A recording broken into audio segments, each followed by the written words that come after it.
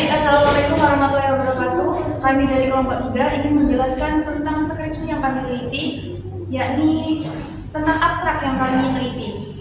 Sebelumnya perkenalkan, nama saya Eni Dwi Asih dengan NIM 25020323029 dan rekan saya Eni Dwi Asih dengan NIM 0501032302. Saya Andi Sylvia dengan NIM 0502032320. Di sini kami akan menjelaskan tentang maraknya kasus kekerasan seksual. Maraknya kasus kekerasan seksual di lingkungan sekolah, maraknya kasus kekerasan seksual di lingkungan pendidikan Islam seperti di pondok pesantren Jombang, Sidikiyah Pelosok Jombang yang dilakukan oleh tenaga pendidik pondok tersebut dan anak kiai pondok tersebut yang bernama MSAT melakukan tindak pidana kekerasan terhadap santriwatinya sendiri.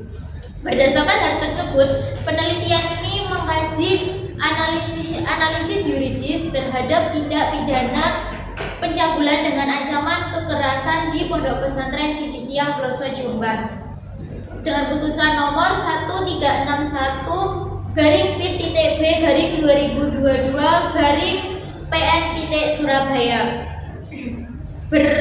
Berdasarkan hal tersebut, untuk menjelaskan rumusan masalah kami, yang pertama, bagaimana putusan nomor 1361-B/2022-PN-Surabaya tindak pidana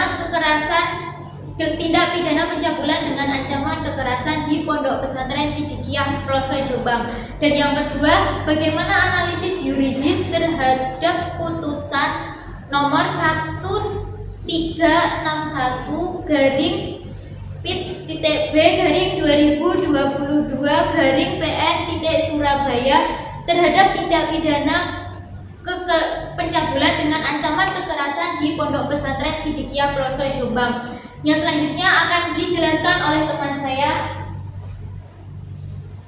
Penelitian ini menggunakan jenis penelitian normatif yuridis dengan pendekatan case approach atau pendekatan kasus, di mana pendekatan ini menekankan pada analisis terhadap kasus kekerasan seksual yang dilakukan oleh MSAT selaku tenaga pendidik dan juga putra dari pemilik pondok pesantren tersebut terhadap korban selaku santriwati dari pondok pesantren tersebut. Selanjutnya, teknik pengumpulan data dari penelitian ini adalah teknik literatur review dan juga teknik dokumentasi. Kemudian pada tahap akhir, untuk teknik pengelolaan datanya, kami menggunakan teknik editing dan juga organizing. Mengenai kesimpulan dari penelitian kami akan disampaikan oleh teman saya.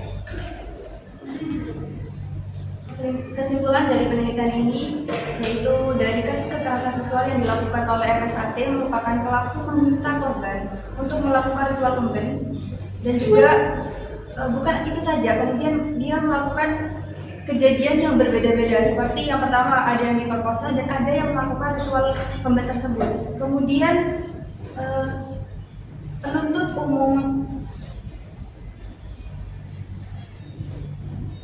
jaksa penuntut umum menuntut ancaman maksimal yakni 12 tahun penjara dengan pasal 285 KUHP yang disematkan kepada si pelaku, dengan ditambahkan dengan sepertiga pasal 65 yakni dikenakan pidana dengan 16 tahun penjara.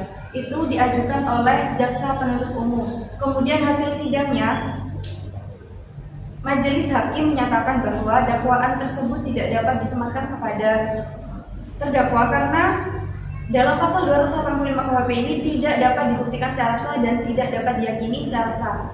Jadi dalam tuntutan jaksa kemudian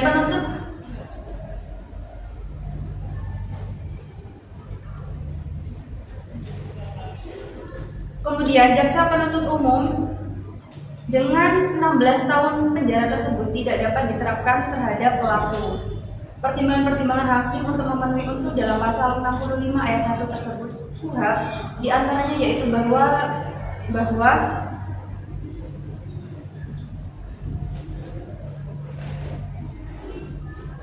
bahwa terdakwa alternatif dengan pasal 200 yang kedua dengan pasal 289 KUHP dijuntukan dalam pasal 65 ayat 1 KUHP mengenai penggabungan perkara tindak pidana yang dilakukan dengan kurun waktu yang berbeda dengan orang yang sama. Sejalan dari kesimpulan penelitian ini, kami selaku penulis memberikan saran untuk pihak Lembaga Perlindungan Saksi dan juga Korban atau LPSK berdasarkan pasal 5 Perma nomor 1 tahun 2020 untuk membantu saksi dan korban mengajukan restitusi terhadap pengadilan, dan besar harapan kami dari majelis hakim membantu mengabulkan permohonan restitusi tersebut untuk upaya pemulihan penderitaan yang dialami oleh korban.